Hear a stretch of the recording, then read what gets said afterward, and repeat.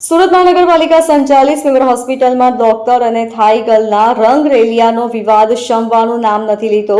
મંગળવારે report submit કરવાનો હતો, પરંતુ સીસીટીવી સહિતના પુરાવા રજૂ કર્યા વગર અધૂરો રિપોર્ટ સબમિટ કરવામાં આવ્યો હતો, જેથી આ રિપોર્ટને માન્ય ન ગણીને ડીનનો ઉઘડો લેવાયો હતો। સાથે જ રિપોર્ટ માટે વધુ સમય આપીને સંપૂર્ણ પુરાવા સાથે રિપોર્ટ સબમિટ કરવા માટે આદેશ કરવામાં આવ્યો હતો।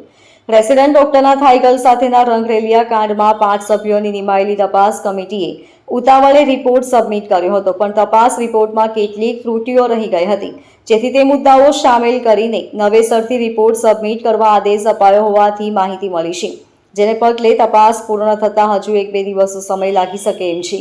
રંગરેલિયામાં જવાબદાર ડોક્ટર ઋત્વિક દરજી સામે કાર્યવાહી કરવામાં આવશે। આ કેસમાં તો તેની સામે સખત કાર્યવાહી થવાના એંધાણ વર્તાઈ રહ્યા છે। જો કે તેની સામે શું કાર્યવાહી કરવામાં આવશે તેના પર સૌ કોઈની નજર રહેશે। આ ઘટનામાં સ્વિમર હોસ્પિટલના ડીન ડોક્ટર દીપક હોવલે, વોર્ડન તેમજ રેક્ટરને નોટિસ ફટકારવામાં આવી હતી, જેમાં ડીને નોટિસનો જવાબ બીજા દિવસે રજૂ કર્યો હતો। જો કે જવાબ સંતોષકારક ન હોવાથી ડીનનો પણ ઉઘડો લેવામાં આવ્યો હતો। Bureau report, LK star news, Surat.